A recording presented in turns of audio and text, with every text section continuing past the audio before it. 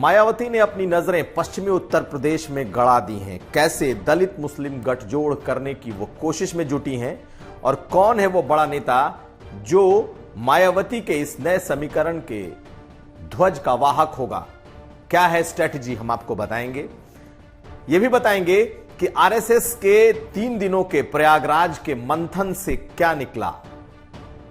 कौन से ऐसे विषय हैं जिस पर आरएसएस चाहता है कि कानून और कड़ा किया जाए, और हम आपको उन तस्वीरों के साथ छोड़े जाएंगे जो आज मुलायम सिंह के अस्थि विसर्जन के समय प्रयागराज संगम तट पर दिखाई दी हैं। नमस्कार, मैं हूं कुमार अभिषेक, आप देख रहे हैं यूपी तक और हम हाजिर हैं अपना न्यूज शो आज का यूपी लेकर।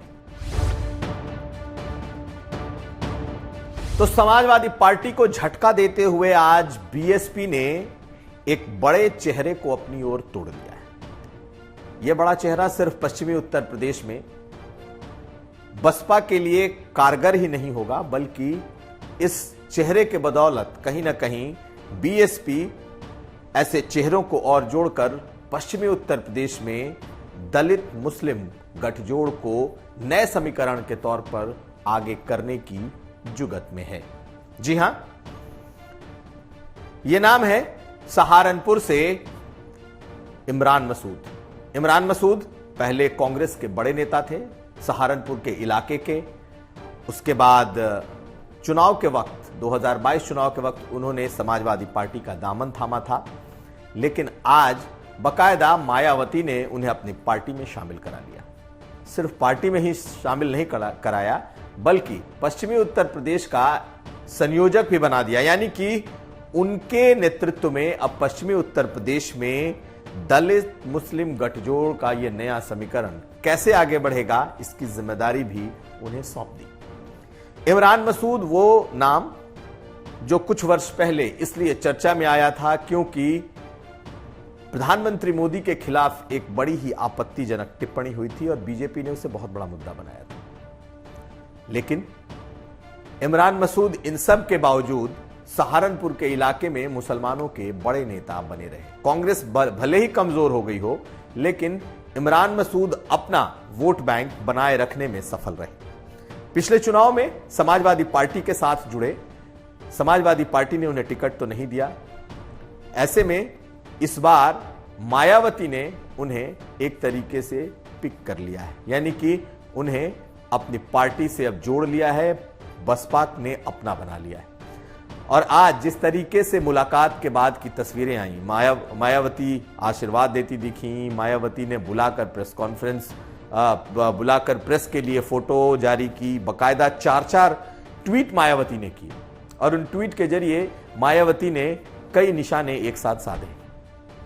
ट्वीट के जरिए उन्होंने बताया कि इमरान मसूद को एक खास जिम्मा मुसलमानों को उस इलाके में जोड़ने का है और बीएसपी को यह लगता है कि अगर पश्चिमी उत्तर प्रदेश में दलित और मुस्लिम एक साथ आ गए तो बीएसपी के लिए ये जीतने की स्थिति होगी। और आज जिस तरीके से इमरान मसूद ने यूपी तक से बातचीत में कहा कि समाजवादी पार्टी को मुसलमानों ने 95% वोट देकर देख लिया कि फिर भी वो नहीं हरा पाए, तो अब हमें नए गठजोड़, नए समीकरण की ओर बढ़ना होगा और बसपा ही है जो हरा पाएगी। सुनिए क्या कह रहे हैं इमरान मसूद। 95% लोगों ने वोट दिया और 95% लोगों ने वोट देकर के नतीजा क्या आया? नतीजा तो वही आया ना, हम लोगों को हटा दिया गया। किसको टिकट नहीं देना, आपने अपनी मर्जी से सब किया, हमने सब कबूल कर लिया कि आपने हमें चुनाव से बाहर करा, हमने कबूल किया।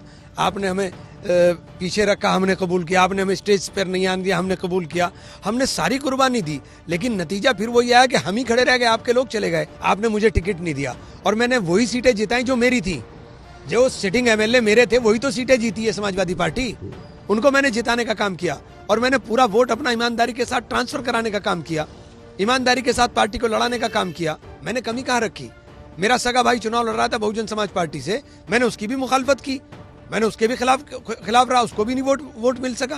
तो मैंने तो ईमानदारी से काम किया। मैं एक अनुशासित सिपाही हूं और अनुशासित सिपाही की तरह बहन जी के हर आदेश का पालन करूंगा। हाँ, नेता को अपने कार्यकर्ता का मान और सम्मान नेता देखता है। नेता बहन जी ने मुझे परखा, देखा और निकलते ही मुझे बहन जी ने जिम्मेदारी भी दे दी, तो उनकी जो जिम्मेदारी उन्होंने दी है उसको पूरी निभाऊंगा। तो ये स्ट्रैटेजी समझने की बात है कि पश्चिमी उत्तर प्रदेश में अगर मुस्लिम और दलित समीकरण बनता है तो ये मायावती के लिए फायदेमंद होगा, लेकिन क्या फिर मुस्लिम वोट बैंक में टूट कहीं ना कहीं बीजेपी को फायदा नहीं पहुंचाएगी? यह भी एक बड़ा सवाल है। हालांकि इमरान मसूद इस बात से बचते दिखे कि क्या सपा, बसपा और कांग्रेस को अब एक नहीं होना चाहिए। उनका कहना था इस पर फैसला बहन जी लेंगी। तो कुल मिलाकर पहले आजमगढ़ और अब पश्चिमी उत्तर प्रदेश, यानी कि मायावती की स्ट्रेटेजी भी साफ है कि मजबूत, दमदार ऐसे चेहरे जो कि मुस्लिम समुदाय में बड़ा पैठ रखते हैं, उन्हें लाया जाए और उन्हें 2024 के लिए तैयार किया जाए। अब अगली खबर। तो प्रयागराज में 4 दिनों से चल रहा आरएसएस का महामंथन खत्म हुआ और इस महामंथन के खत्म होने के साथ ही एक प्रेस कॉन्फ्रेंस भी आयोजित की गई। इस प्रेस कॉन्फ्रेंस में आरएसएस के सर कार्यवाह यानी कि जो नंबर 2 हैं आरएसएस के, उन्होंने एक प्रेस कॉन्फ्रेंस की और कई अहम बातों को उन्होंने सामने रखा। सबसे मुख्य मुद्दा उस प्रेस कॉन्फ्रेंस में जो निकल करके आया वो ये रहा कि देश में जनसंख्या पर एक नीति, एक नियम बनना चाहिए जो कि सभी लोगों पर एक समान लागू होना चाहिए। हालांकि इस बात को संघ प्रमुख दशहरे के अपने भाषण में इसका इशारा कर चुके थे। आज दत्तात्रेय होसबोले ने भी उसी बयान का हवाला देते हुए ये बातें कही। उन्होंने कहा कि भारत की जनसंख्या 2.2 से घटकर 1.9 तक हो चुकी है, जबकि 2.1 कम से कम जनसंख्या रहनी चाहिए। और जनसंख्या के इस घटने में सबसे बड़ी बात यह है कि हिंदुओं की जनसंख्या लगातार घटती जा रही है और उसके बारे में जो उन्होंने बात की वो बेहद अहम है। उनके मुताबिक जो धर्मांतरण हो रहा है, धर्मांतरण एक बहुत बड़ी वजह है जिससे कि जनसंख्या हिंदुओं की लगातार कम हो रही है। और साथ साथ जिस तरीके से बांग्लादेशी घुसपैठ उस देश में बढ़ा है, बांग्लादेशी निर्बाध रूप से देश के अलग अलग हिस्सों में बसे हैं, इसने भी देश के जनसंख्या संतुलन को कहीं ना कहीं गड़बड़ कर दिया है, इसे गड़बड़ा दिया है। उन्होंने साफ साफ ये कहा कि बिहार के कुछ इलाके, पश्चिम बंगाल और साथ साथ पूर्वोत्तर के इलाकों में जिस तरीके से बांग्लादेशी घुसपैठ हुआ पिछले कुछ दशकों में, उसने जनसंख्या के इस संतुलन को बिगाड़ दिया है। इसके अलावा एक बात और उन्होंने कही, वो ये कि रिलीजियस कन्वर्जन करने वाले यानी कि जो लोग अपना धर्मांतरण करते हैं उन्हें जो आरक्षण है उसका लाभ नहीं दिया चाहिए। उनका इशारा ईसाई मिशनरियों की तरफ से जो कन्वर्जन हो रहा है उसकी तरफ ज्यादा था।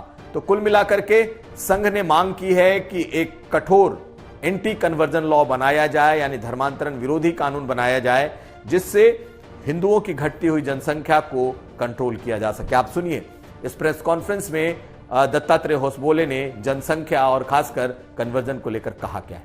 एक संख्या के दृष्टि से जैसे एक परिवार में कितने रहने चाहिए, 2.1 से अधिक रहने चाहिए एक परिवार में संख्या, अब वो 1.9 से कम हो गया है। ये पिछले 10-20 वर्षों में ऐसे हुआ है। एक 3 भी था। अब कुछ समय पहले जनसंख्या के नियंत्रण करने के लिए प्रयत्न करके सरकार से जनसंख्या नियंत्रण के प्रयत्न 40-50 साल पहले ही प्रारंभ हुआ था।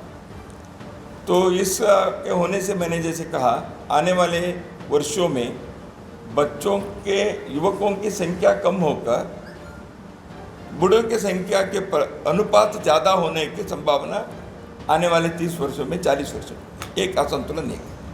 दूसरा है, हमारे देश में कन्वर्शन होने से, मतांतरण होने से कई जगह पर संख्या हिंदुओं की कम होती है, उसके परिणाम भी भुगतना पड़ता है। तो संघ का ये महामंथन आज खत्म हुआ और प्रयागराज में इस महामंथन में 2025 में जब संघ के 100 साल पूरे होंगे तो किस तरीके से संघ पूरे देश में निखर कर सामने आएगा, किस तरीके से संघ का और व्यापक प्रचार प्रसार होगा, इस पर भी बड़ी चर्चा की गई। और अब अगली खबर। आज हम आपको प्रयागराज के संगम की उन तस्वीरों से रूबरू करा रहे हैं। हम कुछ तस्वीरों के साथ आपको छोड़े जाएंगे। ये तस्वीरें मुलायम सिंह यादव के अस्थि विसर्जन की हैं। अखिलेश यादव और उनका पूरा परिवार, शिवपाल यादव, अखिलेश यादव की बेटे बेटियां, मुलायम सिंह यादव के भाई भतीजे, सभी लोग आज संगम तट पर मौजूद रहे। सैफई से, उनके घर से आज बकायदा अस्थि कलश लेकर ये पूरे परिवार के लोग संगम नगरी पहुंचे थे। वहां उन्होंने पूरे हिंदू रीति रिवाज, रिचुअल्स के साथ मुलायम सिंह यादव की अस्थियां उन्होंने आज समर्पित की। जो संगम है, गंगा यमुना और सरस्वती का जो संगम है वहां पर, और पूजा पाठ से आज ये काम संपन्न हुआ। 21 अक्टूबर को अब शांति पाठ होना है और इसके साथ ही मुलायम सिंह यादव के स्मृतियों से जुड़े, मुलायम सिंह यादव के निधन से जुड़े तमाम रिचुअल्स खत्म हो जाएंगे। आप इन तस्वीरों को देखिए और इन तस्वीरों में समझने की भी बात यह है कि कैसे इन तस्वीरों के जरिए पूरा परिवार फिलहाल एकजुट नजर आ रहा है। तो हम आपको इन तस्वीरों के साथ छोड़े जा रहे हैं। एक एक कर इन तस्वीरों को आप देखिए और ये खुद ब खुद परिवार की कहानी बयां कर रही है।